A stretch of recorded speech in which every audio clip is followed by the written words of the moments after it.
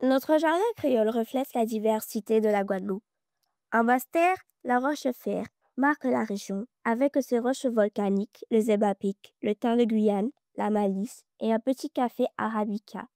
En Grande Terre, la roche-tuf, ses roches calcaires, le romarin en bord de mer, l'ixora aux couleurs vives et la menthe.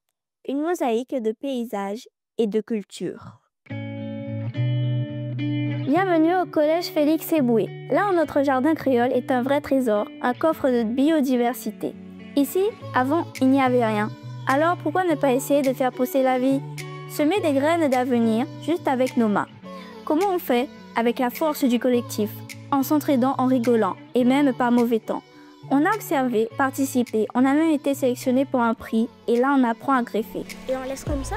On mélange la culture, la productivité, on s'adapte, on innove, on partage même avec les tout-petits. Pourquoi dépenser ailleurs ce qu'on peut produire ensemble ici? Pour que ça marche, il faut penser à tout.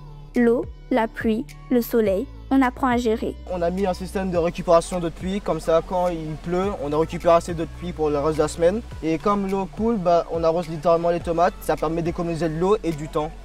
On protège nos cultures, on les surveille et on s'amuse. On va le mettre dans le terreau. On est tous ensemble, on travaille ensemble. C'est comme du travail d'équipe. On s'occupe, on parle et on discute. Le jardinage, c'est pas que un travail, c'est aussi un jeu. Je suis l'éco-délégué et j'ai une formation à Triacase pour le compostage, qui est quelque chose d'essentiel pour le jardin. Et je vais transmettre ce savoir à ma classe pour qu'ils apprennent des choses importantes. Nous, les élèves, on sème les graines et on adore ça. On apprend à reconnaître les plantes et même les petites bêtes qui y vivent. Ensemble, on cultive des liens entre générations. On transmet aux plus jeunes, on apprend des plus grands. Quand vous laissez les gourmands, tomates, ça ne grossit pas beaucoup. Le jardin créole, c'est un espace de vie. C'est une culture aussi, une culture amérindienne. Vous verrez ici, là, il y a toutes les plantes aromatiques et médicinales.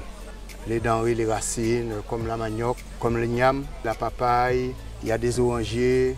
Quand ils viennent, ils se sentent mieux. Ils se défoulent un peu sous le jardin. Avant, j'avais peu d'enfants. Et maintenant, j'en ai même trop. Là, c'est moi, Cheyenne.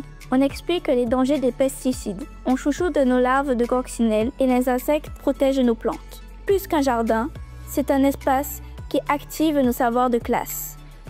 En 6e, on travaille sur la ville de demain, donc le jardin créole rentre tout à fait dans le thème.